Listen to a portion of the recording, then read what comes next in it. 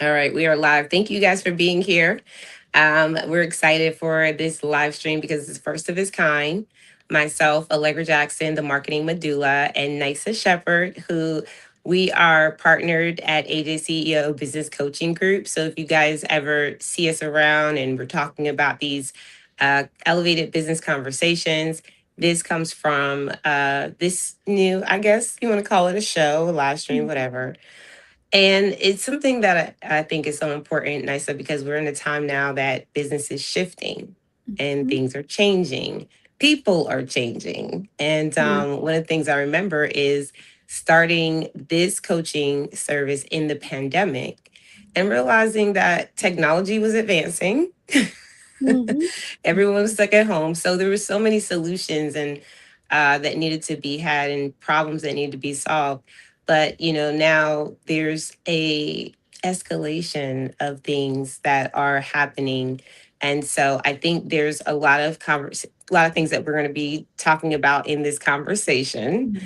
Mhm. And I can't wait to have it. And of course, Nice, I would love for you to introduce yourself, and then let's really get into, some of today's topics, which is really, guys, going to be significant about building your business, right? And in a way where you have support, right? Whether it's in Mhm. community, the software, the systems, the tools, partnerships, right? Collaborations. We're going to be talking about all that today. So nice. I'll pass it over to you. And yeah, let's get it popping. Awesome. Thank you so much, Allegra. So, hello, everybody. I'm Nisa Shepherd, and I am the owner and founder of Miracle Moments LLC. And Miracle Moments was birthed from my life where I experienced my first miracle moment at birth with my esophagus and my stomach not connected, which inspired me to help other individuals, also business owners, discover their miracle moment as well. Now, what that means is what you may feel is impossible with miracle moments, we can help you make possible. One of our services that we offer is mapping sessions, and what this does is help you map out your ideas for your business, your vision for your business, and give you a way of implementing what we talked about into real life action steps, which has been really amazing. And then another signature service of ours is custom songs within your business, and also helping with brand visibility as well. So we do the custom songs for businesses, events, and then also for birthdays and things like that. Yeah, I watched that powerful measure grow in what it is today. So I can kindly say, yeah, that was amazing to see and watch along the way. And you just celebrated your anniversary. I know people haven't been around, so they don't really know the impact of what this means to grow your business intentionally, right? To leave behind the things that don't serve you and to make sure that you're in alignment, with your purpose, right? Growing into Mhm. your goals. But here's what I want to talk about too, because as we work together, guys, partnerships is one of the biggest things. So we're going to talk about that later. The first thing that came up, right, is let's put this out here. Let's see how this works. Nice. So how does this work? Oh my God. So there's a poll right there. And that poll you guys can actually take and you can tell me, if you are building community in your business. That's really important. We want to see how many people are actually doing this, right? And I don't even know, nice, I've never done a poll in the live stream, so I don't know how you're going to answer the poll, but y'all tell me how it works, right? But this is something I think is important to know and to think about. If you're not building community in your business, sometimes you can lose, the longevity of your customer, people who are wanting to come back for more, wanting to know more. Back in the day, I think it was important to understand how email marketing worked because that was our key way of letting people know, hey, we want you to come back for more stuff. Look at our website, see what we got going on social media. But now we have a world of influx. Mhm. Everyone's distracted, people have so much going on. So, how do you reach your target market, your audience, the person that you ideally are looking to solve a problem for? How are you going to meet them where they are quickly, right? And get them away from the competitor, the people that they're actively looking at, right? The people they're actively buying from, right? We have to think about this stuff. How are we getting their attention? And in a world that is so distracted, one of the best ways to keep people's attention is to keep them in a community, Yeah. right? Give them a space where they feel warm and welcome, and Yeah. give them the things that they desire. And I Hmm. think sometimes in business, we think so much of the bigger picture, right? These are our goals. I built this business because I want this and I want that. But you can't build a business alone. So eventually we have to get to a point of, hey, I need someone to delegate work to. I need a successor to replace myself, right? All these different um areas of growth that are very uncomfortable, Hmm. right? We have to visit. And so I wanted to put up, guys, the first thing that we said was part of this conversation, which was that I think it was like three things we had on here. And the Hmm. one part is building a business with a supportive community and not doing it alone. That's exactly what I'm talking about.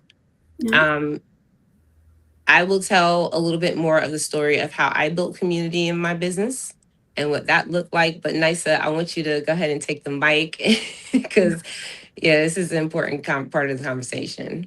Okay. So when I think about building community, um, ultimately in the beginning, I was thinking, family, right? Building a legacy for your family. But that's not always the case, right? So, and then too, with that, you don't always know who your tribe is going to be, because God can send the right people to be in your tribe and be in your community. And now I will say, in this process of building community, I've built a really great community within some people, within some individuals on TikTok and also Clubhouse. Like now, in the like when I first started, I was like, oh, I don't know who my tribe is. I don't know where I can fit in, right? And then it's like not really trying to fit in, but it's also building your community, building yourself around like-minded individuals that want to excel in their business. So it's a process, because you're gonna have people that come in and start off with you, but not always end up where you're gonna go. And that's just all a part of building community and also structuring your business accordingly, right? Because every day in business is not going to be the same. The person that may have started like yesterday, they might not be there tomorrow, right? But you also want to look in as far as longevity within the community. And I can personally say from experience, being in the Women into Networking community, this has been one of the most amazing communities, and I've learned how to build community um, for miracle moments as well, because it's just it's just it's just amazing to see it. But as far as like starting it yourself too, simultaneously, is beautiful as well, and just learning the ins and outs of what community look like. I think that's really powerful. And let me just layer that because I know some people are like the win community, like women into networking win. So this community, guys, just layering off of what Nisa said, it was what I had to develop within my business model initially, because that's exactly what happened. Like the pandemic was a big thing. I had to pivot. I started coaching, and then I realized that I was building my business alone. It was a little hood, right? Like I was like, I don't really like it out here. Like I don't like these streets. So I started to look for other like-minded individuals. And I started saying, and this is partly like everything that we have in us, right? We can use to get what we want. I'm very big on prayer. I'm very big on manifesting. I'm very big on going, like actively going after what I want. So those three components, I think just alone by itself, with the motivation and the people that I had to start looking for, it was challenging, Yeah. right? Because I was so motivated and I knew what I wanted, but I was running into a lot of individuals who were like, yeah, I want that too, but maybe not really, right? And so you're going to run into so many different people and personalities while you're building your business. And then you're wanting to build community, which I think Mhm. is even more powerful, but it comes with more challenges. Yeah. It comes with more challenges. That means that you're going to, like, it's not just dealing with customers and clients. Now you're dealing with people who are looking for a certain type of inclusion, people who are looking for a alignment themselves, like how Mhm. do they align with what you're bringing to the table as well. So I think sometimes, especially if you're in business, we have to look at community. Like for me, I made mine's a nonprofit eventually, but initially that thing was just a group inside of AJ CEO Business Coaching Group. It was Mhm. just this network that of individuals that I was like, hey guys, we're gonna win every day. We would Mhm. go on Clubhouse, we would have rooms, we would network every day. I remember we had a room, and I think initially it was like 1,200 people. I know, I think it was 800 people. That's what it was initially. Then I went back, and then it was 1,200 people. Because on the Mhm. replays, people will come back again and again. And this is Okay, on gotcha. Clubhouse. And then I went back and it's like 1,800. I'm like, God, this thing is growing. It's not stopping. And I haven't gone back in over a year. I don't know what it is right now, but it just showed me that people do not want to be alone. Mhm. It showed me that people, even in business, do not want to do business alone. Now we choose to sometimes for different reasons. Yeah. Just like the cost of carrying it all, that is one of the amazing rooms that comes from WIN, right? Women into Networking WIN. Because over time of building that community, I had to not carry all the weight. I had to stop carrying, the responsibility of this is my responsibility to have to take all the positions, work all the departments, pay all the bills, right? I just started looking at it differently. Like if I'm having a business, whether it's for profit or nonprofit, that thing runs on not just me, but the people that are building within the mission, the goals, and the vision of that business. Right. Yeah. Yeah. So I had to align myself with that. And that was not easy to do. It wasn't easy to say, oh my God, I got to step out of the way and I got to let people do their job, and I can't like always be the one stepping in over their shoulder, like, hey, did you do this? Did you do that? Like, it was very, very difficult to go through situations and building community. And this is what I'm talking about, the challenges, because I want y'all to know that building community and business is so rewarding, but it's rewarding because it comes with those challenges.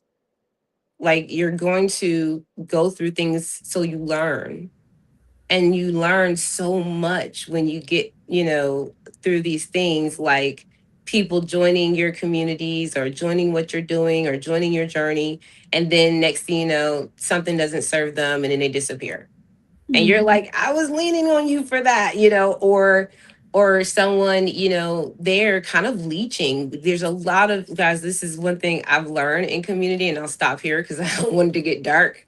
But before we go to the next topic, the next part of this topic, I felt like, being a nice person for a long time, I felt like that was what I do, right? Be a nice Mhm. person, be good to people, they'll be good back. This is what I learned. Sometimes the nicer you are to people, the more they know they can take advantage of you. Yeah. So you can be kind, but you don't have to always be nice in business, right?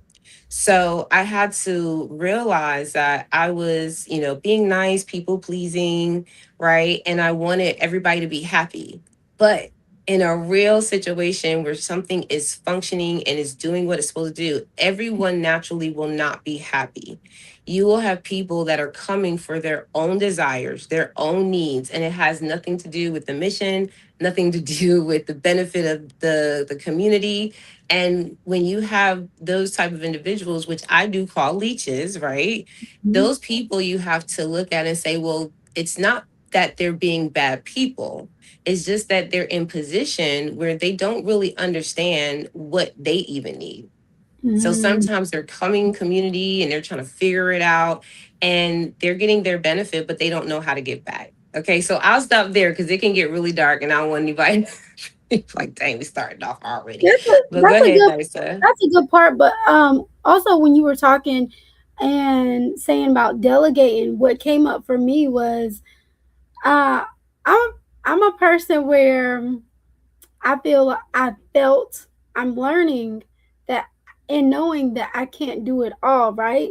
And even within my business, I've learned to ask for help, delegate, and then also know that it's okay to allow somebody, well, allow the right person to come in and to assist you, right? Even though Miracle Moments is my baby, starting off and stuff like that, I literally um had I struggled with releasing control to allow somebody to really help me properly, right?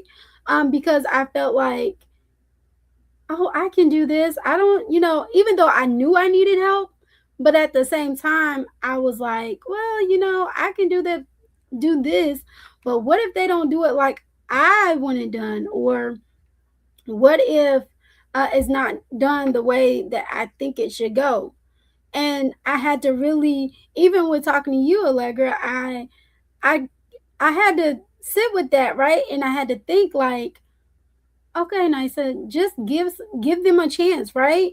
Because you never know, they could literally over exceed your expectation and then have it even better. So even in this process of with business and delegating and things like that, it's teaching me to release control, allow the help that God sends your way to help you and not like just feel like you have to do it all.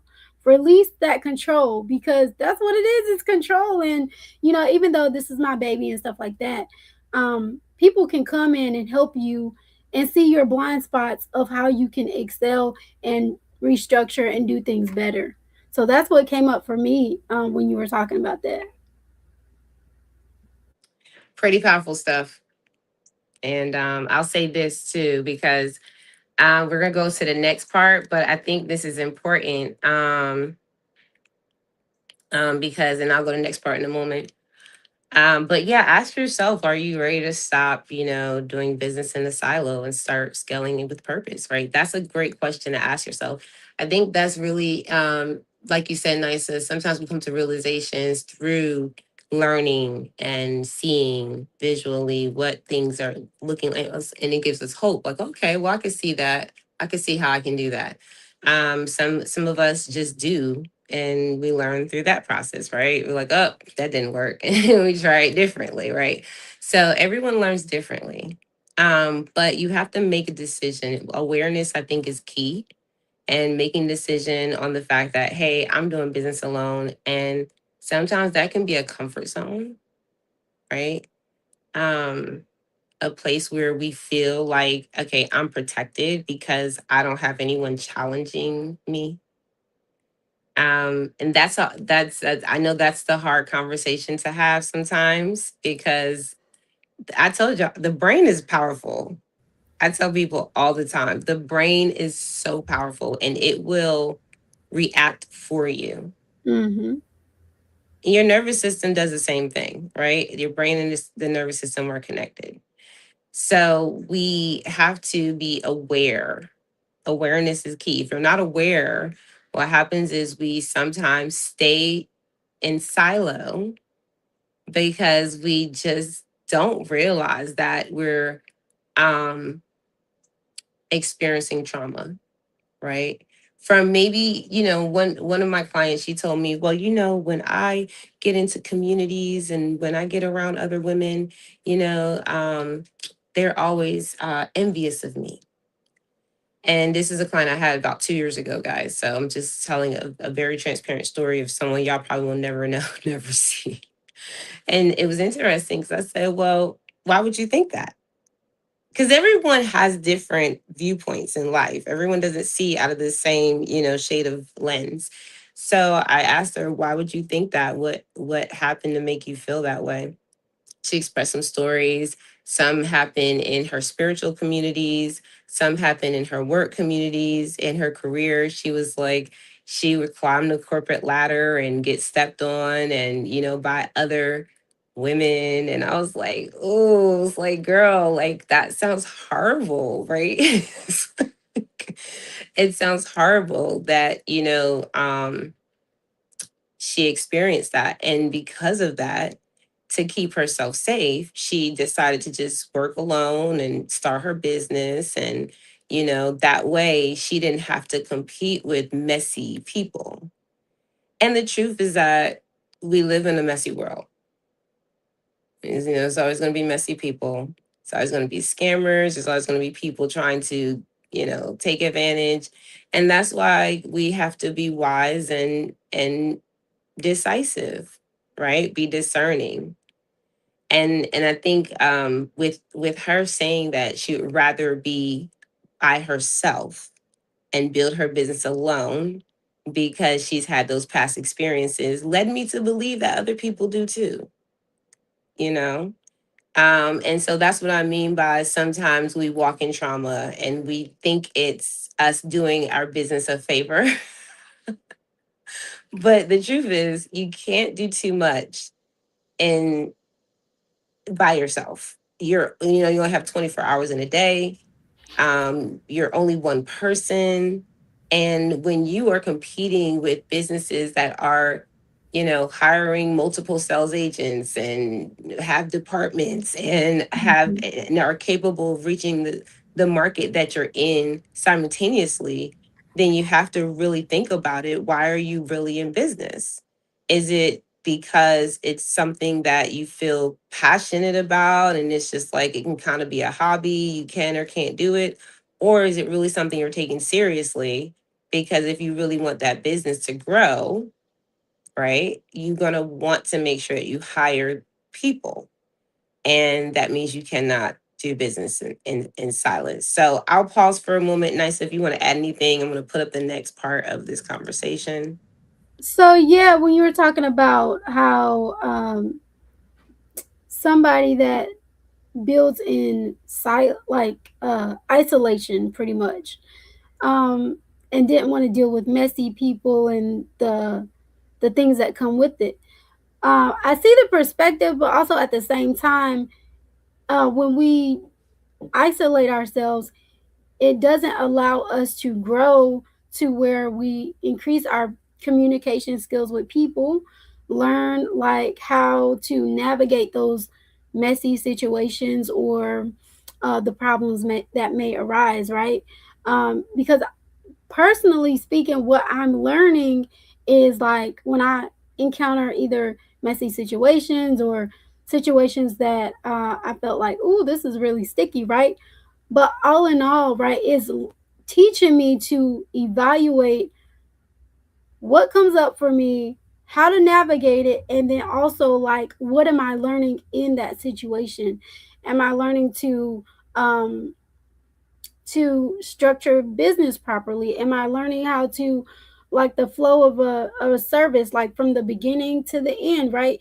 So it's teaching me all of these things that I may have had a blind spot to.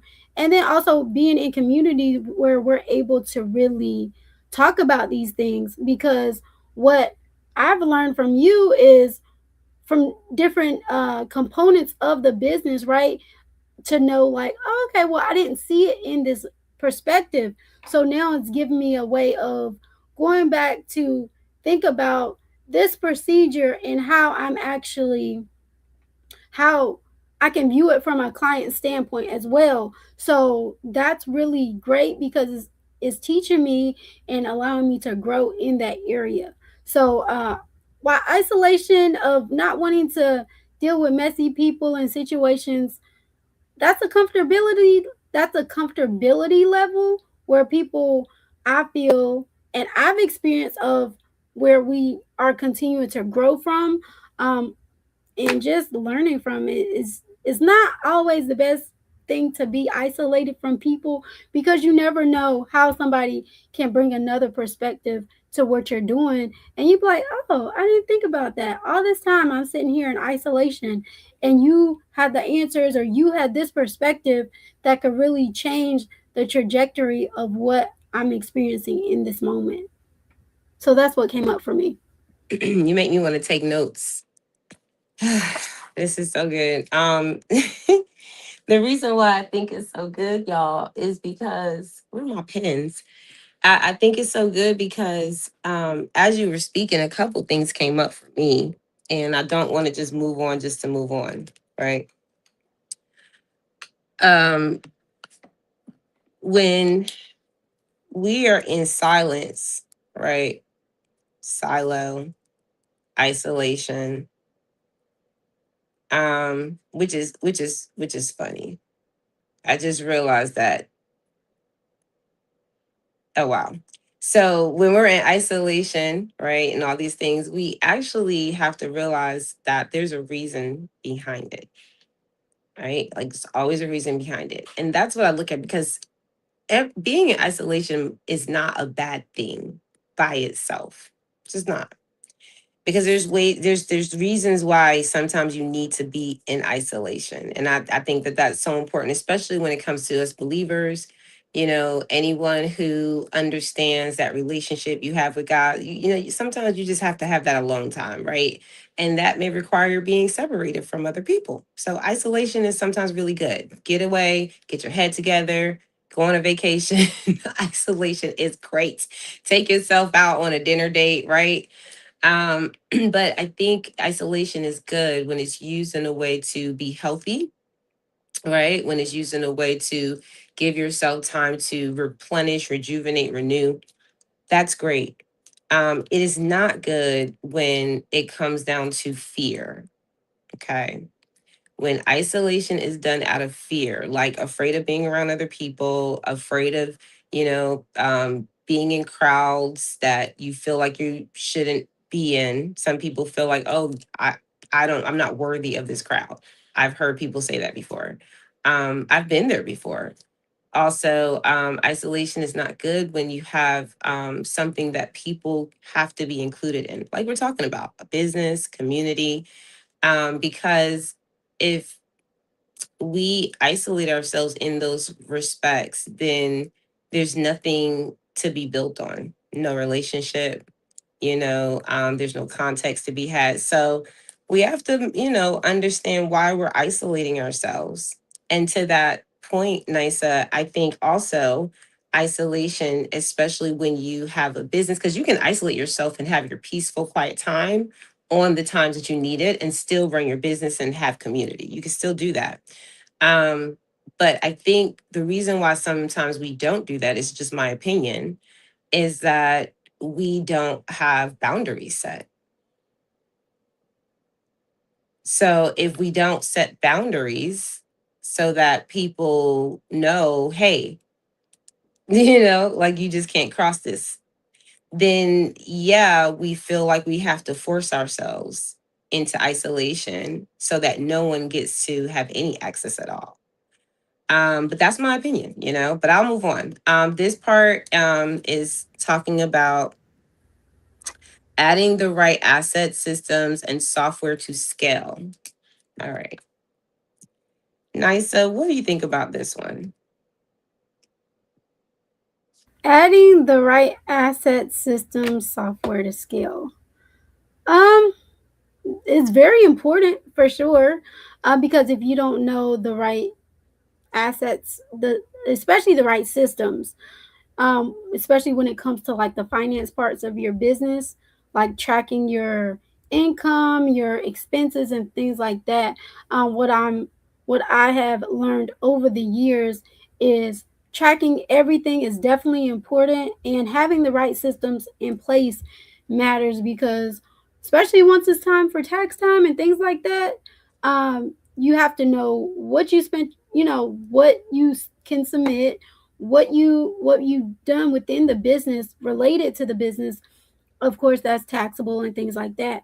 So i'm I'm continuing to learn to in this area of the systems and softwares and stuff to help me scale, to be honest and totally transparent. So I'm not all the way there yet, but I am learning and just, learning the different nuggets that I can to also enhance my business and help it run more efficiently as well. I think that's important. Mm-hmm. Um, while you were speaking, something actually came up for me. I think the biggest part, especially as a business coach and dealing with a lot of marketing, when we're putting together these business development plans, it's interesting that some of the information in there already tells you what system you need to be running through and the softwares you need to be using. And all you need to do is pretty much implement it and write it down. Because what we're doing, because when you start the business, right? When I started my first business in 2007, and I remember my first client, he was like, "I need 7 bartenders." I was like, "Bet." I didn't know what I was doing.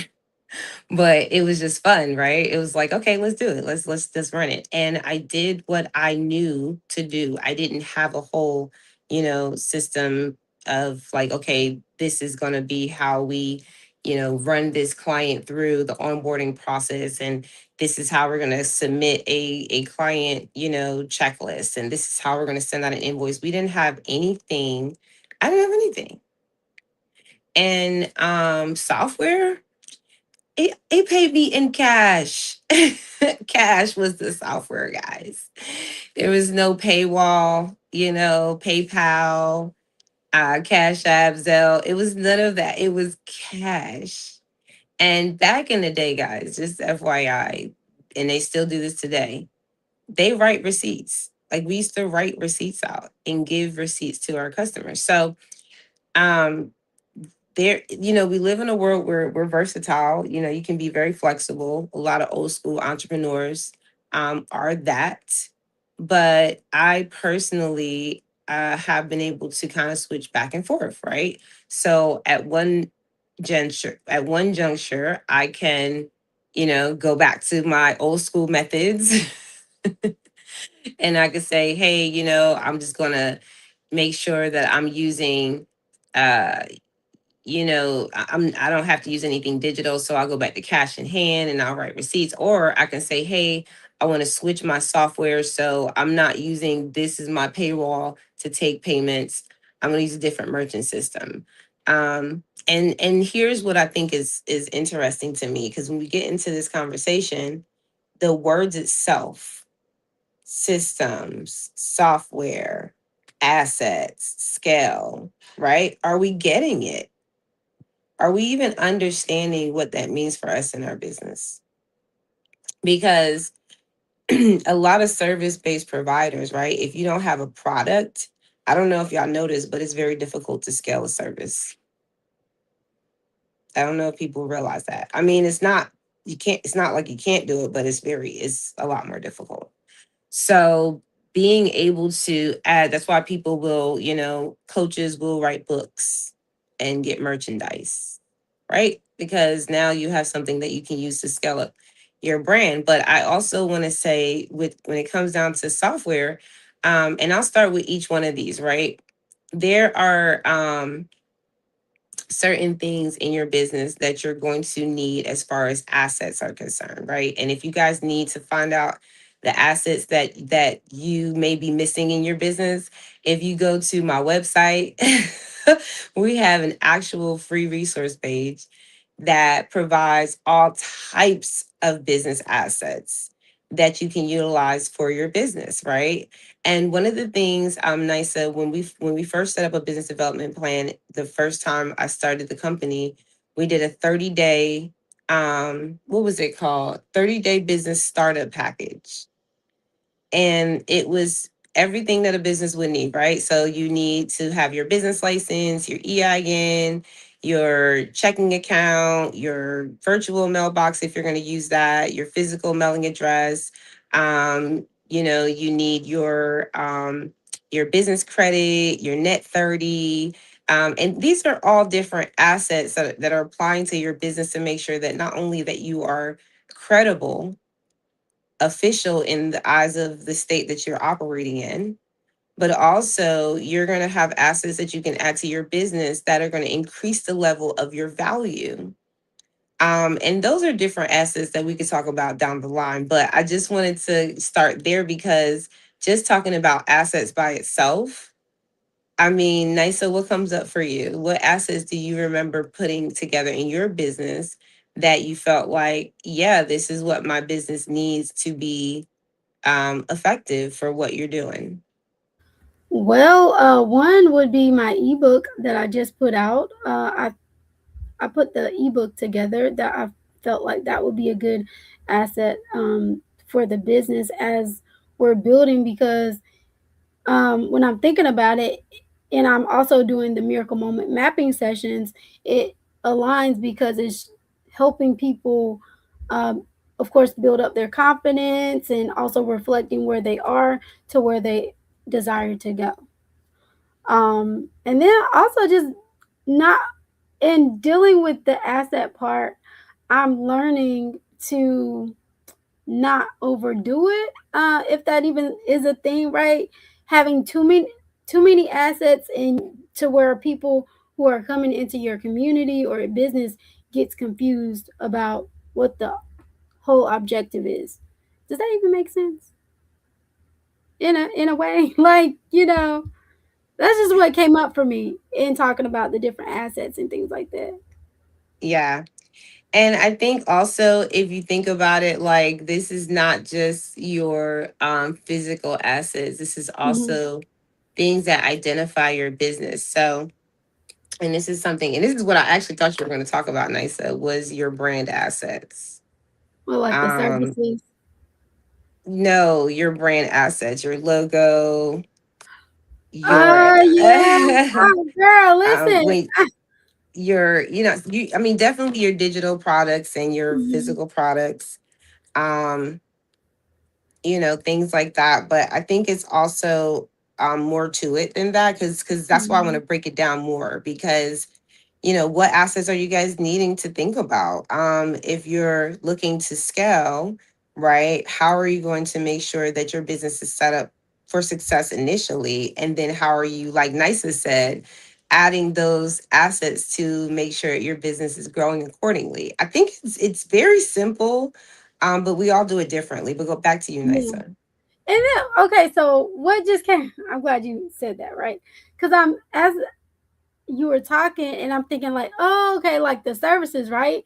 So it's like for me personally, I can offer all these like services and things like that, but in this season, in this area of my life, I'm really thinking about the services that make a big impact, right?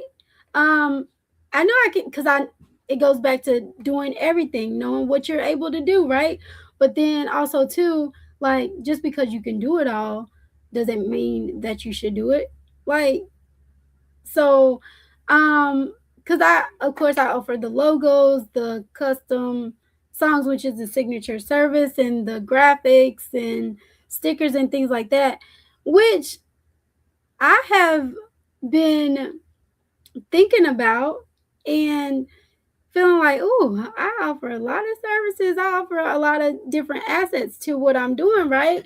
Um, but too, I had to sit back and think like, is this overwhelming in a sense?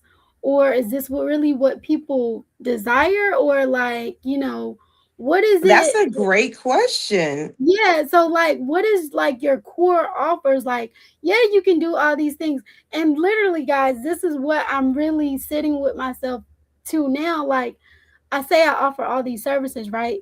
But like, what is something you may need to drop off? What is something that you feel that you no longer may want to offer as a service because it hasn't been as effective for your business. So going through those different services and seeing where I need to pivot and restructure, right, is very important that I found within myself as I'm restructuring and doing different things.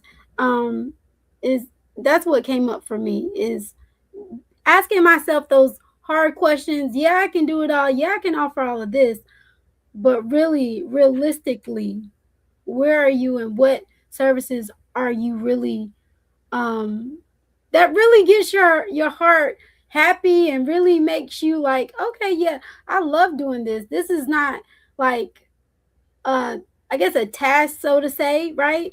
But what really allows you to see a lot of results for clients and businesses that just, just ignites a fire in you to want to really do it even the more and share it.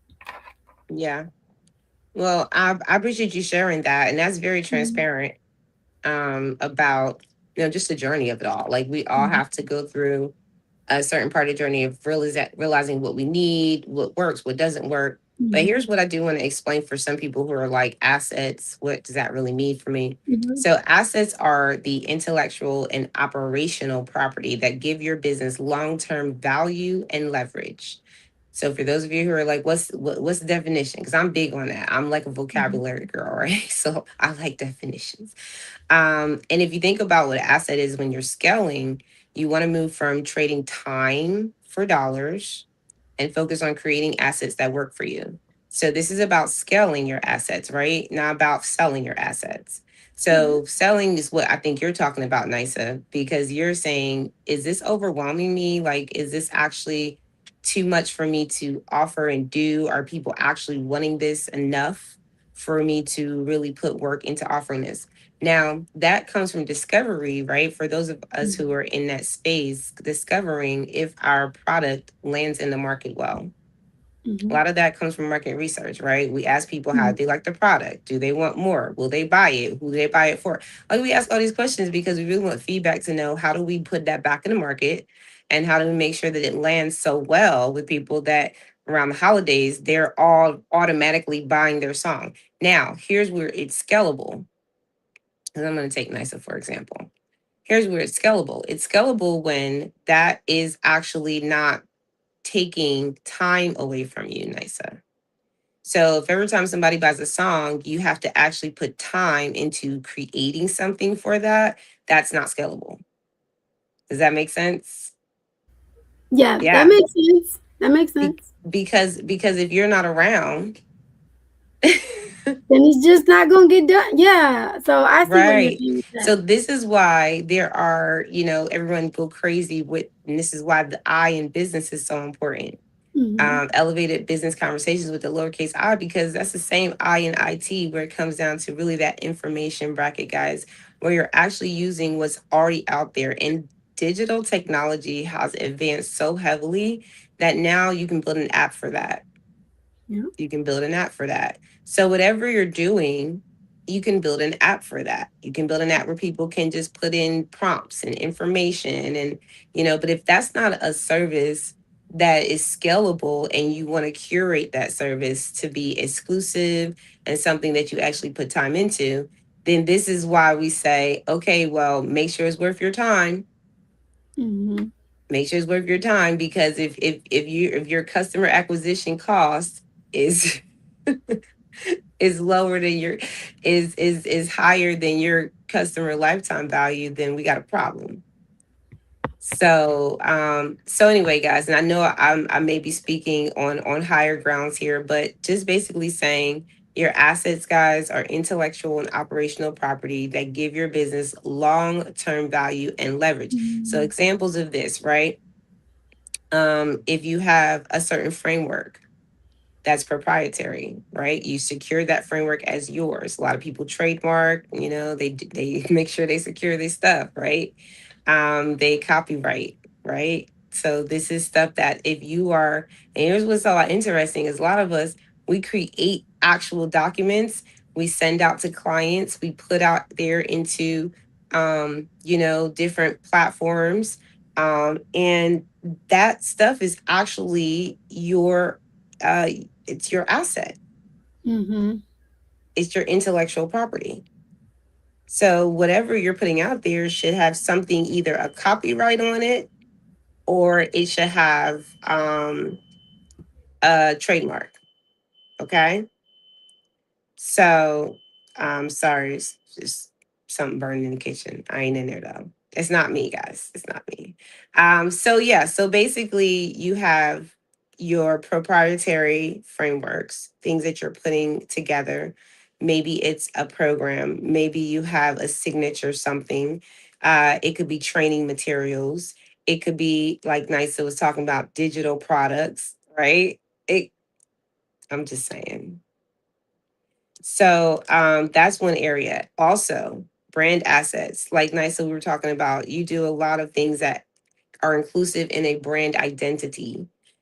We talked about this too. What did we say in the live clubhouse room last night? Everybody sang their favorite jingle. What was your jingle, Nisa? Ba da ba ba ba. I'm loving it. Oh, that's like literally when you asked that, that literally came to mind. Like no Yeah, brainer. you McDonald's would never. I mean, they've been able to secure their brand assets so heavily Hmm. that we not only understand and know that nobody can take it, we it's embedded in us Yeah, psychologically. yeah. So I mean, and it's the same way with other things, right? It doesn't have to necessarily be a restaurant or a business. It could be a movie like our show we talked about. Hmm. The one thing that comes up for me, guys, like y'all listen, this just came up. I don't know why, but the Tadum on Netflix, oh, gets me every time. Gets me every time. Like anytime I hear it, I'm like, who's watching Netflix? So, it's that thing where when we have certain brand assets, whether it's a song, you're talking about NISA, a certain digital product that people can buy over and over and over again. If they can buy it digitally, make it so that it's a seamless process where you don't have to have your hands in it. Like just try that out, you know? That's that's a good. Yeah, that's good. Thank you for Mhm. that. That's good. Like, and oh, that wasn't directly for you, but I'm glad you Oh, received it. well, I was talking to the audience. good. But yeah, because Look, you yeah, but this is good because as we're talking, different things can definitely come up for us that can also continue to help structure our businesses as well. So I definitely was listening because as we're talking and sharing, we're still, learning and growing as well through this. So thank you. I appreciate it. I receive it. yeah, I'm glad somebody else gonna receive it too. Amen. Yeah, amen. I'll put the poll up in a moment again, but I just want to go over this too because something else in these brand assets, right? When we talk about this, having the right assets and systems and software, the brand assets, like y'all listen, custom logo type. Like I was looking up major brand logos one time, right? This is years ago where I was doing more research to help people because I was becoming a business coach, right? So I'm like, I got to know my stuff. So I'm doing all this research around branding and come to find out that companies like Nike and Reebok and Starbucks, like these companies buy their logos for hundreds of thousands of dollars. I'm not talking about a, a couple hundred, a few hundred, 1,000. I'm talking about hundreds of thousands of dollars. They pay for a logo. Do y'all know what Reebok's logo looks like? Y'all know what Nike logo look like? I do. I know what Starbucks logo looks like. Now, why are they paying? Why? Okay, and this is another thing for my logo designers out there that have businesses. Why are you not going after the big companies and finding out what you need to do to get that money?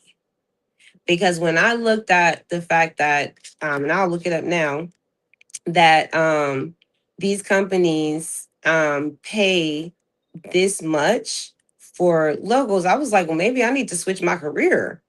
I might need to go into a different field because this is why graphic designers, they'll stick to being very specific and using certain platforms that protect the actual security of the company's logo, right? And that's one thing I found out. That's why they're paying hundreds of thousands of dollars, not because the logo look. Because then you just think about Nike. Anybody could have made that logo, right? That's simple. But it wasn't the logo look they're paying for. They're paying for the fact that no one can ever challenge that logo in any way, shape, or form. Any way, shape, or form. That logo is fully protected to be used forever and a day. And no one will ever challenge and say, oh, I have that same logo. It can never happen. So that's why. And it's the security feature for them, not the logo design.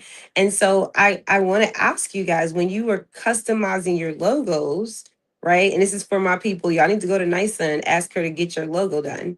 Because for my people who go, oh, I'll just make a cute little logo and then people will recognize it and they'll understand me by my brand logo. That's great. But here's the thing. I went to somebody's logo and it was really cute. And then I put it on Google and it pulled up several other logos that look just like it. So when they go to trademark that logo, it's probably not going to get accepted. So in someone's world of my logo is cute, I did it, I'm so proud of myself, could actually be a security risk to their Mm, business and their brand. So being able to have custom logos that are created specifically by someone who understands that can create the logo for you that represents your brand, is unique to your brand, not looking like someone else's logo, mm, then you can start thinking about, how that's hardening your assets so you can scale. Like, I mean, just really think about it. Once you scale, that means that people are seeing your stuff over and over. They don't have any questions about your brand anymore. They're just like, oh, that's a no-brainer. I'm going to go back and I'm going to, sorry, am I back? yes, you're back. Oh, Lord, did it cut me out the frame? Yes, it did for a brief second. Oof.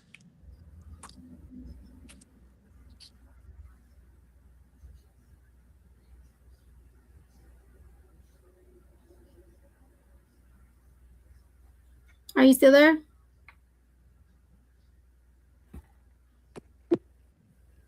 Okay, you're back. I don't know what happened. It cut me out the frame. Uh-oh. What's going on now?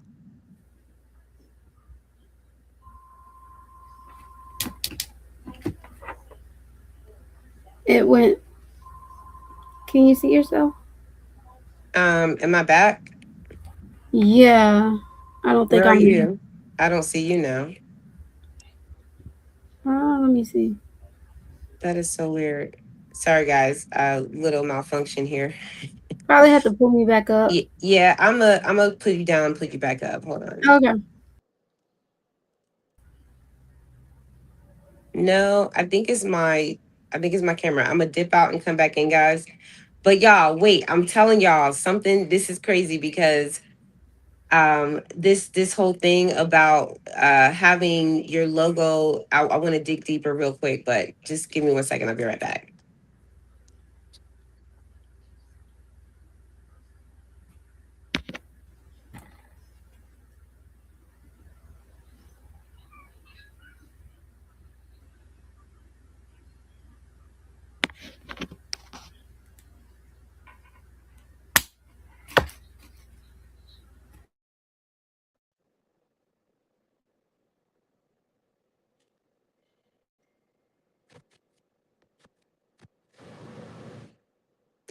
What's going on?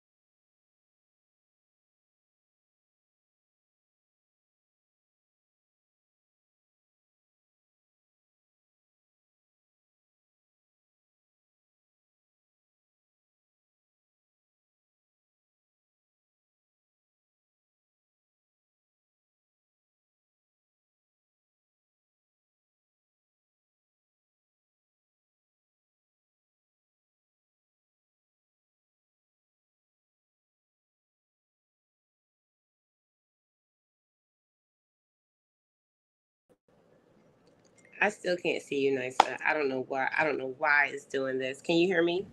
Yes, I can hear you. Can you hear me? Yeah, but I can't. Okay.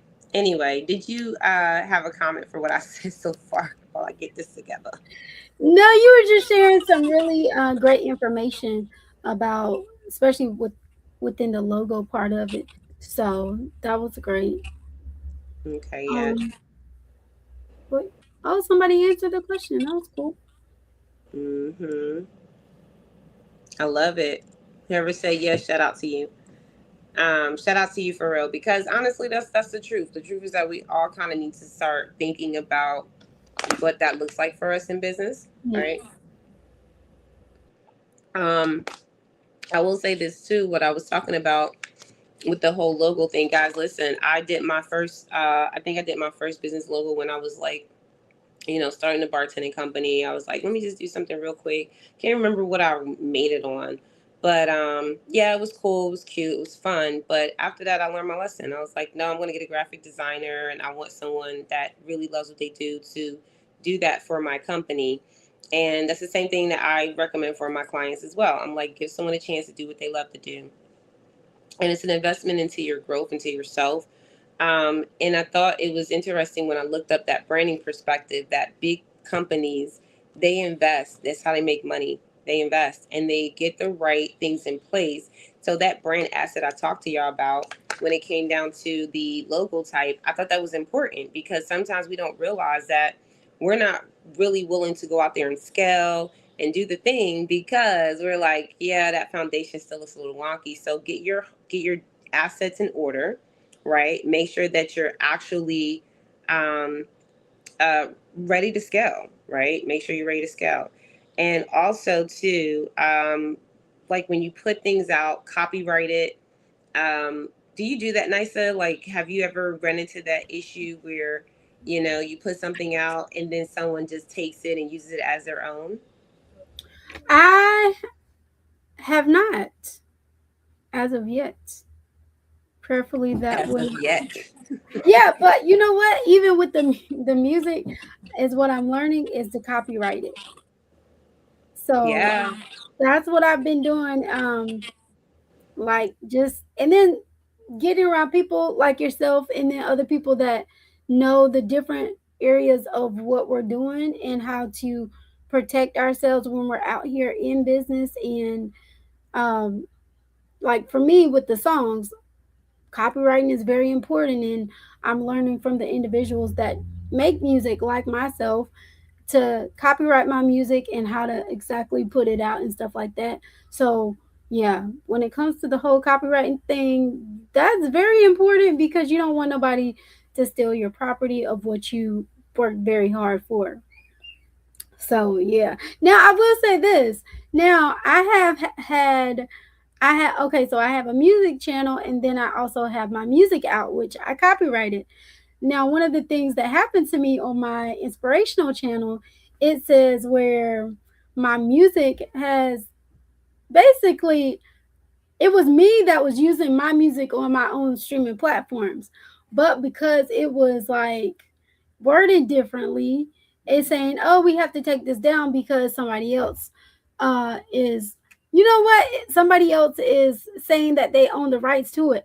Ah, okay. Now that I'm talking it out, I'm actually saying I actually have because I think it was my inspirational music channel where it was saying that somebody was trying to take it take it down, or trying to say that they were the owners of it.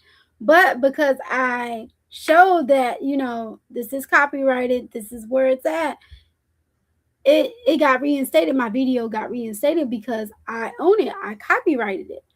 So to your point, yes, I have. I had to talk it out and like think. So yeah. Well, it's important, especially for scalability, because if you have a product that's naturally selling on its own, you're hands free, it's just, you're making money in your sleep. Say it's producing songs. Whenever someone wants a song, they can just put the information in and then boom, their song is right in their face. Well, I mean, listen, you don't want that thing being copied by someone else, taken for their own use, and then being vetted to your own audience.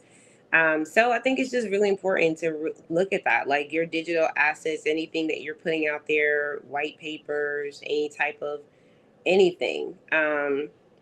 Yeah, protect that, and hardening your assets is also. Oh, this can be webinars and workshops, all that stuff too. Like I don't know if we realize this. Also, if you look at digital assets or data assets, right? So, customer database, email lists, right? Um, I had someone come to me and say that they don't know how to create an email list. And so, for anyone who doesn't know where to start, I always like to tell people to start with the easy ones. Some websites and some databases already have their own like email marketing platforms attached to the back end or integrated with it. So I always tell people look at what they already have, because you might have it for free already. But if you get something like MailChimp, um, and they have what's the one that I used to use? It was really nice. Mm.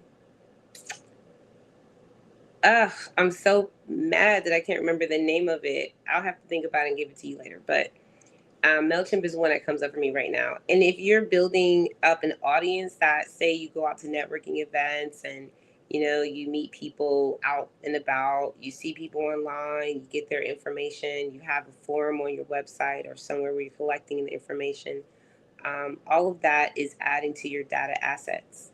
And the more valuable your data assets are, the more scalable you are. Think about law of averages, right? Like every 10 people you talk to, you're essentially going to sell one person, right? A basic law of averages, okay? It's not everything. But also, if you have more people you're talking to every single day, then your law of averages go up. So you're not just selling one thing, now you're selling two things, three things, four things, right? Because you're not talking to just 10 people, you're talking to 50 people a day. So it's the same thing with scalability, where you have digital data assets that are being applied and added. So if you're not adding emails to your marketing funnels every day, if you're not adding customer information, if you're not adding more, of the actual information customers need to know, in that it's important to have that customer database maintained, well maintained, is what I'm saying essentially. Yeah. So not just sending out emails, but actually maintaining your customer database. That's important, especially for scalability. Because one thing customers like they're not stupid. Like they know when like people want to be sold to, they want to buy stuff, but they know when something's off. Okay. So being able to even segment your customer in the back of your email database, where you're sending off emails where people are buying stuff and you get the thank you email, then they get the rehash email. Did you like it? Give us some feedback, give us a review. Then they get another email that says, hey, would you like to also buy another thing? And they get another email saying, hey, thank you so much for being here. We want to invite you into this space. Whatever that looks like, right? When you're communicating to these customers, your data assets, you want to maintain them well so that the right customers getting the right direction when they sign up for whatever they're signing up for. But that's where I'll end with that one, because I wanted to go over assets. Nisa, was that clear? Did that come off a little confusing? Assets in the beginning, it was, to be honest with you, but as soon as you were talking, we talked it out, it became more clear. So thank you. Yeah, we got to talk it out, y'all. Um, I don't know if y'all feel like this, but sometimes we can talk about business and it's like words just fly around and you're like, what? Mm, What are you talking yeah. about? Um, so I do want to, even though this is elevated business conversation, it's information, lowercase I, that if you guys even have a question where you're just like, yeah, like it's like somebody asked me, um, um, what is, what did they ask me? Was it, what is a goal? Oh, what is a SMART goal? People will tell you make SMART goals, and that was a good question, because sometimes you think people know what you're talking about and they don't, especially if you're really into what you're doing. Like if you've been in this industry for a while or you've been doing what you do for a while, When you're talking to customers and clients, you don't want to go over their heads. And so I'm glad we can break it down because I don't want to go over anybody's head. Okay. But this part right here, nice. Let me put this up. I'm put the poll up in a moment again, guys. But this we asked the question again. Are you ready to stop doing business in silo and start scaling with purpose? When you scale your business, that means you're no longer thinking about, oh, how many more products can I make? How many more things can I create? You're just ready to make sure that you're supplying the needs for the people who want it. You're giving them results, and through whatever that product or that thing is that you're offering, you're able to see it sell over and over and over again to the masses, and you're creating systems in place for that. And so I do want to talk about the systems part, which NISA, this systems, I'm going to talk about how documenting your systems is more important than anything. And I said it earlier that when you first start your business or when you first start a journey, product launch, whatever it is, you're not going to know what the system is yet. So don't beat yourself up. But systems are step by step, repeatable blueprints of how things get done. So if a process only exists in your head, it's not a system, it's a bottleneck, right? You know how people be like, oh, I know what to do. And be like, oh, where's it written? They go, oh, no, I got it in my head. Like, no, that's a bottleneck because every time something happens, you're going to be turning around trying to figure it out. So if you have systems in place, this is what it includes: standard operating procedures, which we call SOPs. So if you guys hear the word SOPs, just remember standard operating procedures. That means that you have clear documented guidelines for every major function. Like that's how people are onboarded into your business. So it could be clients, it could be staff members. It's how a live stream is promoted, like this one. like like like we have a SOP that says this is where we put our live streams. This is when we start the live stream. This is where we share the live stream. This is how we share it after the live stream is over. This is the whole process to everything that you do. So standard operational procedures can be something as simple as how a live stream is promoted, how sales calls are logged. You want to make sure you have these things in place. The reason why that's important, I believe, is because when someone has to step in place and you're on vacation while your business is making money and scaling, right? Your products are scaling, someone else can step in and make sure that it's done right. Like they don't have to do it, but they got to make sure it's done right. So having your standard operational procedures means that they're reading the same things that you would do and say, same things that you would expect to be done, the way that you want it done. So whenever you go back to the business after your vacation and you go, wait a minute, something's off, right? Because you're like, I got standard operational procedures in place, somebody didn't follow them. Nice. So what did you think about that? I think that's very important. And to be totally honest and transparent, that's something that I've been working on is the SOPs within my business because it provides structure, it provides clarity, and there's no confusion to like you were saying, like if I'm on vacation or if I step away, like the next person in command knows what to do and how to um, go about the procedures. So like as I'm thinking about that, and I've started bringing on partners to where like to help within the business, so they and having SOP for the business, they're able to know like, okay, so this is the procedure from the inquiring phase of a client to where they need to go through the whole process of let's just say a mapping session or a custom song. They know the process of what it takes um, to get it done and all of that. So, an SOP is definitely important. I definitely see the value of it, and that's why right now I am refining my different SOPs to where they're flowing and no and a client is not getting stuck at one phase in the process because I've experienced that and I'm like, okay, so we gotta structure this even better to run more efficiently within the business. So those having those SOPs in place is very, very, very vital to the business. Guys, let me tell you, not having it is a whole headache process. It's like literally get those SOPs in order. And I'm speaking from experience and being transparent about it because it really makes a difference. And also watching as Allegra runs her businesses and things like that, it's igniting the fire in me even the more to really have systems and processes in place to where I'm I'm able to, like, if I have to step away, I can step away all at the same time. So that's what I think about it, and it's great. Yeah, listen, make sure you drop your city. We want to know where you guys are logging in from as well. We, we're having this elevated business conversation for a reason. We have so many changes in the market. NISA, when you're talking about being a student, always being a student, learning, growing, making sure that you're part of the conversation, I think that's important. It's imperative.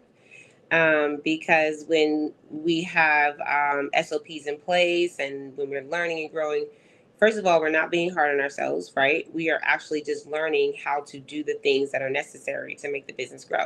So I tell entrepreneurs all the time, it's like same when we talk NISA, there's no rush. There's no rush. Absolutely, yeah. There's no rush. Like business is something you can grow and expand on over time, but here's where I don't recommend it, right? And I want to say this because I think some of this, a lot of people that are listening to us, maybe you're starting your business and you're like, I'm learning, I want to take my notes, which we have a lot of times in the clubhouse rooms, right? So, I always say take out your pen and paper and then write down things that come up that maybe you may need to add to your business and then work on it that week. And then if you don't get it done that week, then work on it the next week. And then you come back for the next conversation and you work on the next thing, right? It's the same thing as when people come to me every week for coaching. I think it's important to build on what you don't know and what you know because there's always going to be something to learn in business. Like you're never going to just get there. So I always, just applaud anyone who's like, yeah, I'm learning that, I'm doing that. And systems are, man, y'all, listen, it can feel heavy. Systems can feel heavy. So start with your SOPs, right? So you know exactly what your systems need in place by just doing it, writing it down. Okay, so this is my first step if I'm setting up a live stream. Okay, I'm going to schedule it on StreamYard. Okay, got it. And that's going to be done every Wednesday. Okay, got it. I'll have a new guest. Then I'm going to share it in my email. You see what I'm doing? Like I'm writing down each step, and I can start doing this before I even do the live stream. But here's what's going to happen is I'm going to do the live stream, and then some things are going to change. I'm going to say, you know what? I want to tweak some things, and you just tweak it. By the time you're done, you're going to be able to create an SOP that's going to tell someone else directly what step by step they need to be doing, how they need to log into the StreamYard, how they need to share it to the Facebook and LinkedIn and the YouTube, pages that you have. They need to share it in the email funnel, how they need to, share it with the team in house, whatever that looks like. SOPs are designed to make sure that people have these directions, right? Standard operating procedures. And they're standard, they're not finite, right? So they can change. Also, I will say this designing systems so that team members, virtual assistants, contractors can execute the tasks to your exact standard without you needing to micromanage them. Ugh. This one kind of got me in my feelings a little bit, Nisa, because I was a micromanager from the beginning of me building a team, and I did not know it. So just FYI, for those of you building teams, don't feel bad if you're micromanaging or if you're very like strict about your baby, your business. Don't feel bad about that. I used to sit in my team meetings. Remember, I started out with 7 bartenders, right? I used to sit in my team meetings. I used to talk the whole time. I used to take over conversation. I used to, tell people what to do, not necessarily delegate. And then when they would do their jobs, right? When they do their jobs, I would always be there. I would always be there, like right there. Like my bartender would go set up an event and they'd be like, yeah, I got it. And I would show up anyway. Same thing when, it came to other things too, virtual assistants that I've hired and things like that.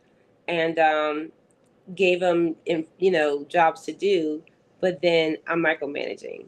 I'm constantly checking in. I'm constantly asking, where are we? What are we doing? Instead of allowing them to just have specific deadlines, to have specific workloads to do, and it's to give me reports. And for me to make a decision based on that moving forward. But I'll tell y'all what made it change for me. As I grew in my bartending company, I had a bartender named David, which I always tell y'all, get yourself a David. He was amazing. Still is to this day, I'm sure. And David was a college student at the time, and he was like, "Yeah, man, I want to bartend." And so he went from just bartending a few gigs, private parties, different things, and then next thing you know, he's getting the opportunity to work with schools, right? Like he was talking to people about what he was doing. And he said, "Would you mind if I take the initiative to see if we can get a contract?" And I was like, "Absolutely." So David was the reason we got our first contract. David was the reason we uh, worked for 2 years with the American Cancer Society for events. He was the reason for a lot of things. And I thought it was interesting that I trusted him enough, right? Because he had worked with me for so long that I just wanted to give him the initiative to do stuff. And it honestly was it was a weight lifted off of me. I was like, oh, great. I don't have to actually do that. He's going to do that. But what happened was it required him to ask me questions that he needed to ask. Like, do we have contracts for this? Can we provide this type of service? Can we do so? I ended up making him my VP. So, but I'm gonna tell you guys, the reason why this was so interesting was because along the way, as I was seeing the changes and the shifts of, David taking over certain things, I had to make sure my SOPs were in place. I had to make sure that they were up to date, right? Because things had changed over the years. And also, I realized that I had to not micromanage what he was doing, because one thing he did, and I'll let you have it after this nice one he did, was we were in a meeting with a potential client, big client, and it was myself, David, and two of our other staff members. I think our account manager and the marketing manager, I believe.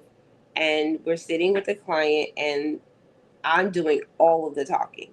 Like when I say, I'm like, yeah, this is what we do, and this is how we do it. Da, da, da.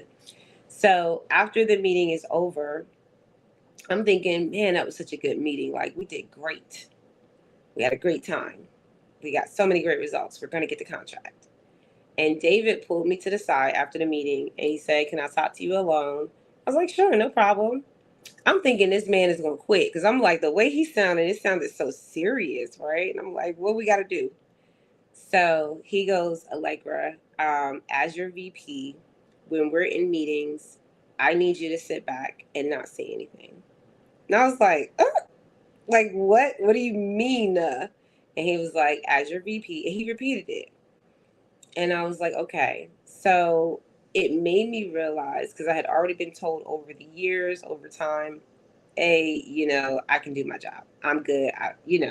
And you see where people leave you right where they left you, because it's like their people are not going to do well with you leaning over their shoulder like they can't do their job.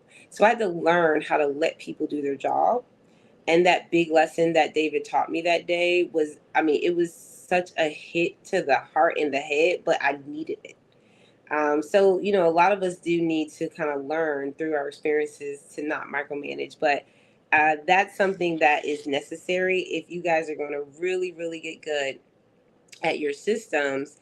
You got to delegate those frameworks to people who can do the job, not just you. Nice. So I'll pass it over to you because I know I said a lot. That is very good. And that literally takes me back to when I first got my first mentee, to where, and I discussed this with you about like releasing control and not micromanaging and like allowing her to really uh, do what she was here to do, right? And so I get it. It's a process of learning not to micromanage and learning how to let them do what they are brought in to do. But I also feel like too, the reason why I'll speak for me, the reason why I may do it is because, like I stated before, like maybe they can't do it like me. Maybe because I have it in this set way of doing it, right? And in this process of learning not to micromanage and learning how uh once I look at myself like, oh my lord, I'm a micromanager, right? It it just it just does something to where like, and then that reality of having David say, let him do his job is ensuring to you like, hey, I know what I'm doing. You've seen me execute time and time again, to where you should feel comfortable allowing me to speak for the business, speak in this area of where you have me, right? So, and then what also came up for me in while you were talking is um like those people that like you put in a certain position, and um the reason why we may micromanage maybe too because it's something like a small nitpick that we may feel like needs to be tweaked, maybe with what they're doing, so we feel like we have to like step in and say something. But then at the same time, we have to know, like, okay, we have him there for this reason. So let's just sit back and watch them do, listen at them. And then later on, if and when the time comes that we need to have a conversation about maybe something smaller, anything like that, we can just talk about it between us and just see where there is a breakdown or something like that. But yeah, I this is really important to learn not to micromanage because people can lose great individuals for micromanaging as well. So because they may feel like they are not um either given the space to really execute where they are in their role, to where they feel like, oh, okay, well, they're micromanaging, they got it, they don't need me, I can just go somewhere else and and be in a position where I'm not micromanaged. So yeah, that's what came up for me with that. I mean, the truth is that people can find a job anywhere, so they're not worried about finding a job. I mean, there are some people that are worried, but then there are some people that are not, right? So I think like with the world we live in today too, it's already hard enough to find like really good support. Individuals who are really serious about the same mission and passion that you have for the business as well. But I think it does take work from our side as business owners to motivate them first. When someone comes on board to work for me, I have a SOP. So we're talking about systems, right? I have a standard operational procedure, operating procedure that onboards new hires, right? And onboarding new hires means that there's a process for that. And that process has been fine tuned over time, right? But um, a lot of times we may mistrust the people within our organizations because we don't have a very fine tuned onboarding process that gets the right people in the door so that we're confident in knowing that they're going to do the work. And even having a great onboarding process, which I did, like to your example, Nisa, I hired great candidates, and that was part of the problem for me is that I was hiring great people and they value the actual mission and the company environment. They love that, right? So I lucked out, right? That I was blessed with this type of company that we could literally feel partnership more in alignment with the mission rather than them just being employees, right? They have fun doing that. lots of team meetings and team things. But it was very interesting that even with a great onboarding process, even with those SOPs and those systems in place, um, I still had to really check my micromanagement skills because I hire great people. But because I was a micromanager, I could have easily just drove them away. So having scalability, you have to have the right system in play that people can feel good taking control or taking ownership of their role, and then actually being able to do the work without, us being over their shoulders. That's really huge, like we just talked about. And then consistency and predictability. People don't like change, that's just the truth. Even though the only constant is change, people don't like it. But when you're consistent and you show that your product produces the same thing every time, so when someone comes to buy from your digital products or whatever it is that you're offering, that they're going to enter the same portals, they're going to get the same treatment, it's going to be in the same time frame, they're going to get the same results, right? Like that's what people are expecting when you're thinking about wanting to make sure you have a scalable business. And systems actually eliminate guesswork. So I told you about, removing that human error, because we just, I don't know what it is about us humans, but we like to be perfect. I don't know what that is. But you want to ensure that your clients get the exact same high quality experience every time, even as your volume doubles or triples.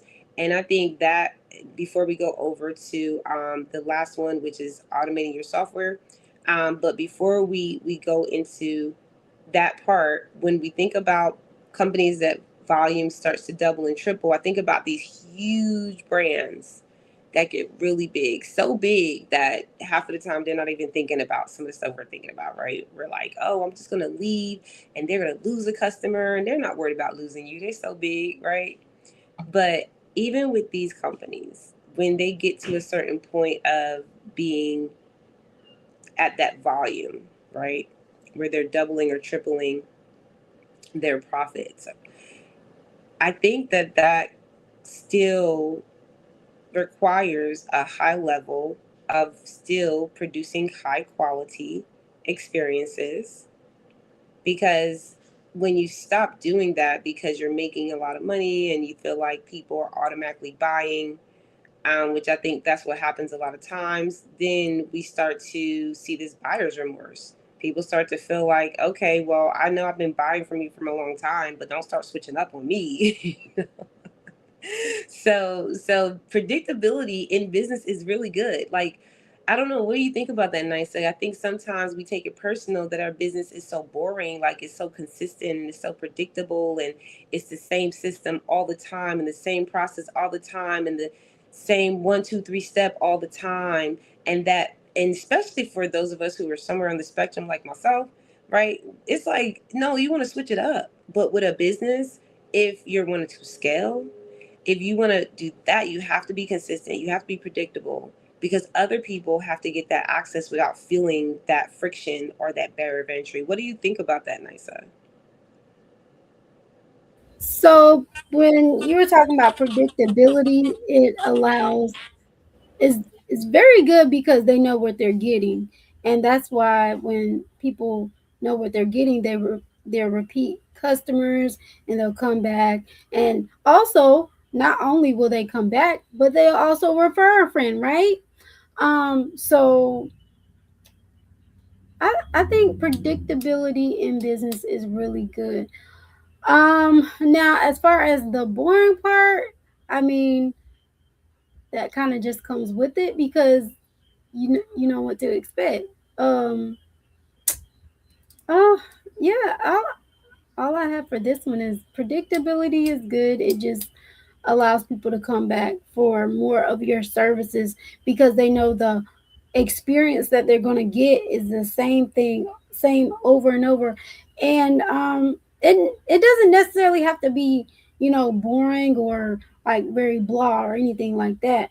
but it's an experience that they want to experience again because they enjoyed it the first time. Just like going to like Disney or Six Flags, right?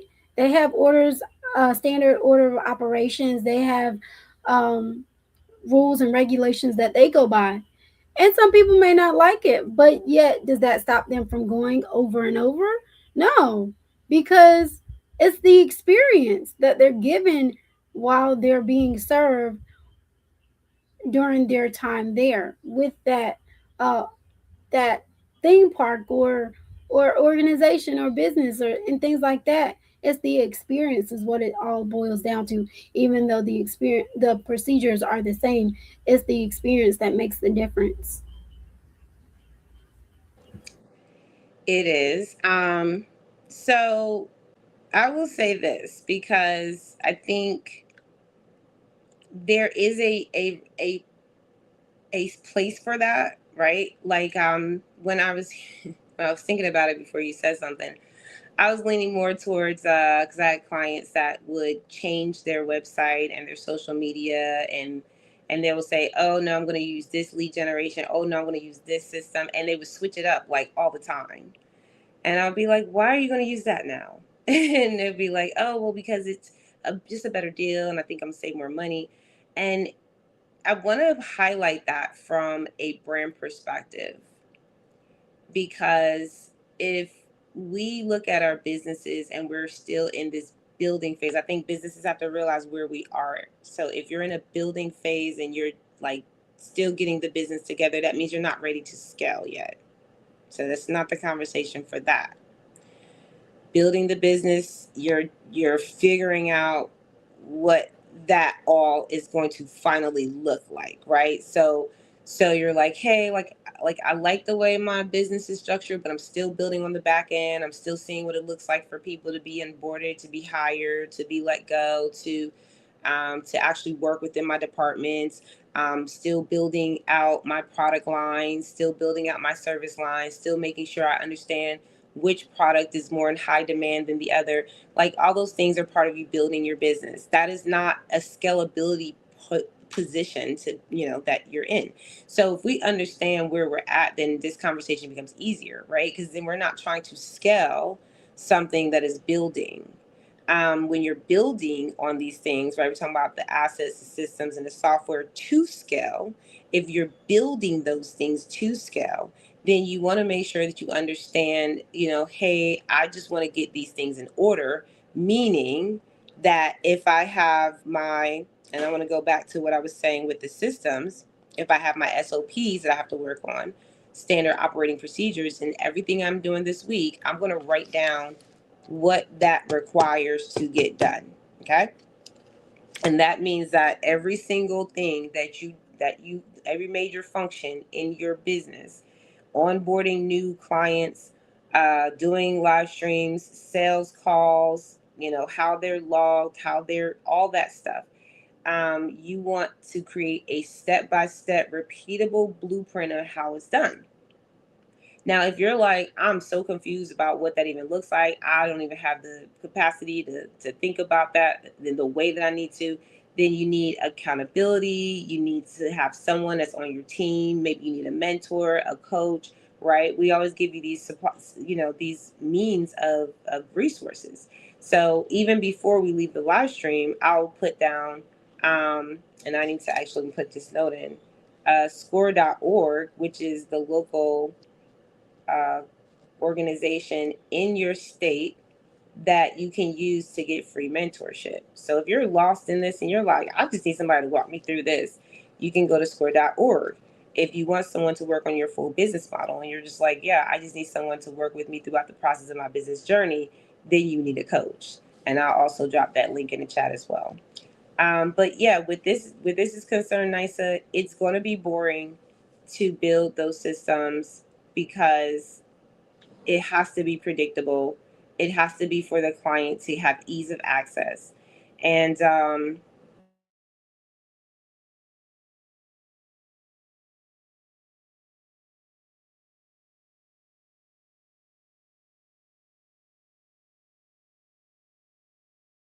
You still there?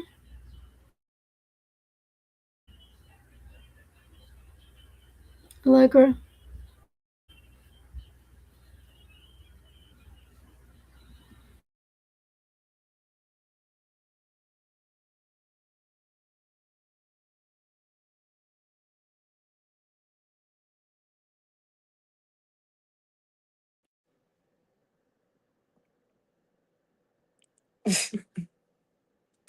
I'm completely out. I don't even know what to do. Let me see if I can see myself on here, guys.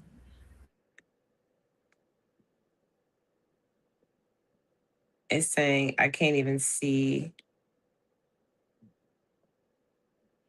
Yeah, we're completely done. We're completely off. I don't know why. I can see you now. I don't know why, guys. It just does that. Nisa, can you hear me? Is this Yeah, I can still hear. I can hear you. Can you hear me? Nisa? Tell me if you can hear me.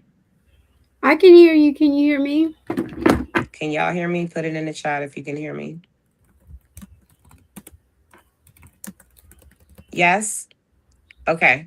Thank you. Thank you. All right. Josie Claire is in the building. Nisa, are you here? I just want to make sure.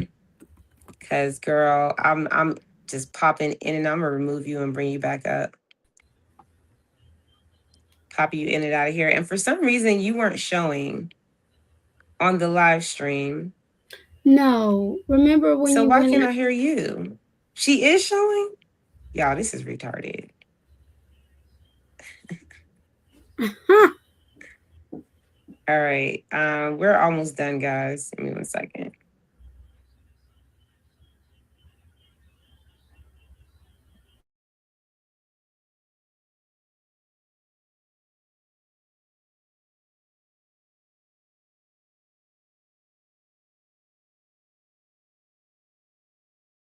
Nice. If you can talk, go ahead and comment. I'm gonna just do some technical Can you fix hear me? these technical issues. I'm gonna just yeah, go ahead and comment on what was said. Which part? Sorry. Can you hear me?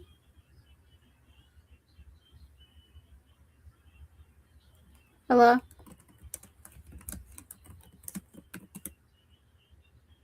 No, I can't hear you on my side. Can you guys hear me in the chat? Let me see if they can hear me in the chat.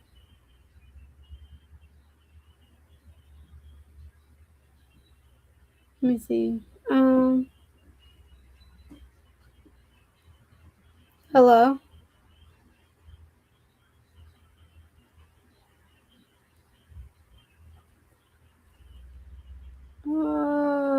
Let's see here. Hello. Let me turn my mic.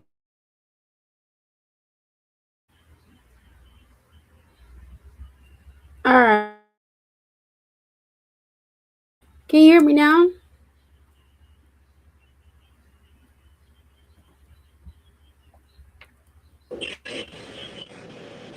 What? Hello. I'm trying to work it out. Can you hear me? Yeah, I can hear you. I know you're froze on the screen though. Listen, I can't fix technology. We're just gonna keep it moving. Huh? All right. So thank y'all for sticking around. I saw Josie Claire in the building. And make sure you guys drop where your city is from because I do want to know where people are actually from, like who's actually watching, where you're from, what, and also if there's something in your business that you're actively working on right now that we've already covered. That is important for me because here's the thing, we have so much to learn, guys, like so much to learn. I remember starting my first business and being like, where do I go? Nobody in my family knows about this. Like, what do I do? So it was great to be able to go to, like I mentioned earlier, guys, score.org. And then, of course, I created AJCO Business Coaching Group because I was like, well, I needed me at one point. So this is what we're here for. So make sure you drop your questions, and we'll be, we'll free to freely answer them here and in the future lives. I was talking about this part with the systems are concerned, guys, and the reason why I was emphasizing the importance of just, having them written down, right? Making sure that you're fine tuning them, even when you grow. Like some people, they have really good systems, and they're like, "Yeah, my systems are good. I'm well put together," but then they really forget to um, offer like that high level experience, and it starts to die down, and people can notice it. So anyway, I'll get off that high horse. The only thing I will say too about that is there are times where you do want to refresh your brand. Okay. That's Mhm. different than just switching up every week. And, today your social media looks like this, and then next week it looks like this. Or, your website had these things on it 1 minute, and then the next month or two, it has all these other things on it. And now I'm confused because I was going to this tab and now I'm going to this tab. And so I think sometimes as we are building, we have to be instructive, let people know that we're building. We have to guide them along the way.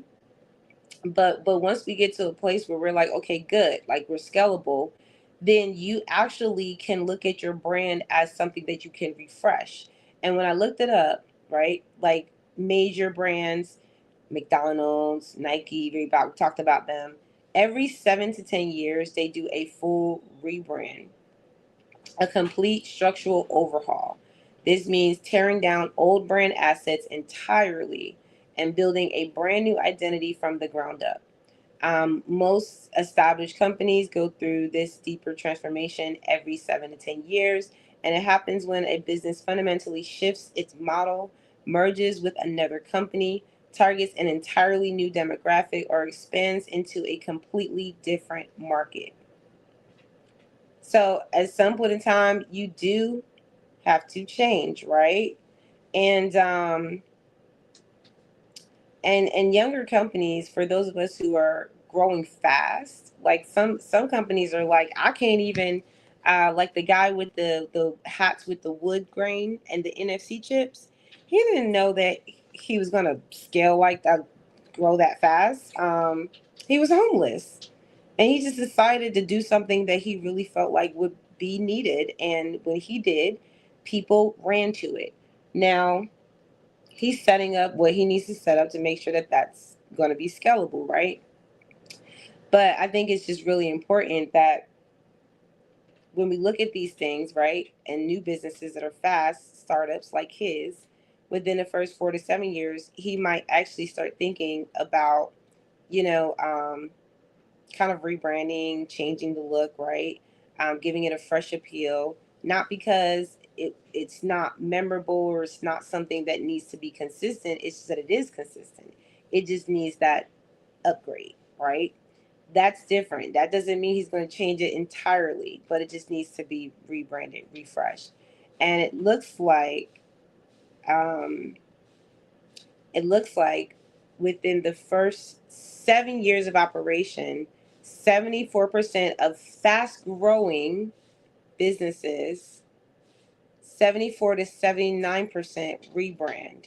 And this is according to the S&P 100 companies. So, um, yeah, I think that is really important for us to realize, like, if you're not waiting at least 4 years to change stuff within your company, then I mean, you may not be able to, your brand may not be able to stick well enough, right? Where people can see the growth, understand the growth, and then go, oh, okay, I see we're here now. But I'll stop there because that's a whole lot of information. That's a good perspective, though. This is a whole lot of information. I mean, we can go deep, but I really don't want to do that. That's something that if you, like I said, if you guys need that support, we can get in a coaching call and do that. And for those of you guys who are like, man, I gotta get my brand assets in place, Nice is gonna tell you how you can do that. The last thing that we'll talk about, because there was a third point, but Nice, so we got to get out of here. It's been 2 hours. Okay. So when we talk about like we said this before, automations. So some people get really confused about automations, but when you think about software, which is the other part of this topic here, or this part of the topic, this segment, the software that we're utilizing, right? It's actually the engine that automates your systems and leverages your assets, right? So you can have all these great assets, but if you're not leveraging them, then you're not making money, right? So the goal isn't to just buy the best tools or select like what I call a tech stack, right? That communicates seamlessly to save you time and money, right? So if you look at what a tech stack would look like, right, you have things like customer relationship management, CRM. Did y'all know what it stands for? Did you know that, Nisa? Say that one more time. Customer relationship management, CRM. To be totally honest and transparent, no, I knew it dealt with business, but I never thought about like, what's the acronyms or looked it up. To be honest with you. Yeah, so CRM, when you guys hear the word CRM, and this is what I want you guys to do, whoever's listening, and if you're in business, remember, business is not taught in school. So if you're not asking questions about things that come up that you just don't understand, then you probably won't know. Not say you'll never know, but you probably won't know when you need to know, right? At that moment. So if something is said, even here on this channel, right, like CRM, SEO, SOP, anything, and we don't explain it, feel free to drop in the comments. Please explain, because business is something that you want to learn in any capacity so that you get what's being said. CRM, customer relationship management. These are tools that automatically track your leads. They map out your sales funnels. They manage your members' communications without manual tracking sheets. So I'll say this because we're way over the hour. When you have a customer relationship management process where people come in, say for example, they come in from your social media, they come in from your networking events, they come in wherever they come in from, and the next thing they do is they jump into your marketing funnel, right? Which could be on your website. So they go straight into your website from that link that they get from whatever call to action on your social media or whatever you set to them at that networking event. And then once they get into that actual system, right, it's going to start tracking your leads. It's going to start telling you like where people came from, right? The CRM is going to tell you, what kind of sales you can make by the people coming into your system.